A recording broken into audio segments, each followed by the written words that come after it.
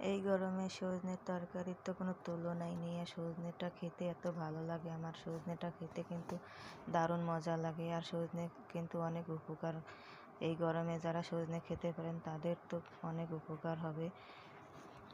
তো হার্টের জন্য এই সজনের তরকারিটা খুবই উপকার। সজনের ডাঁটা খাওয়া, আমি তো যে কোনোভাবে সজনে রান্না করে খেতে পারি, আমার কাছে অনেক ভালো লাগে। আজ আমি সজনে ঝোল রান্না করব। তার জন্য অল্প অল্প করে সব ধরনের মশলা নিয়ে কষিয়ে রান্না করব। সজনের ডাঁটাগুলো প্রথমে খোসা ছাড়িয়ে ভালো করে ধুয়ে নিলাম। এই সজনেটা যারা খেতে পারেন তাদের জন্য খুবই ভালো।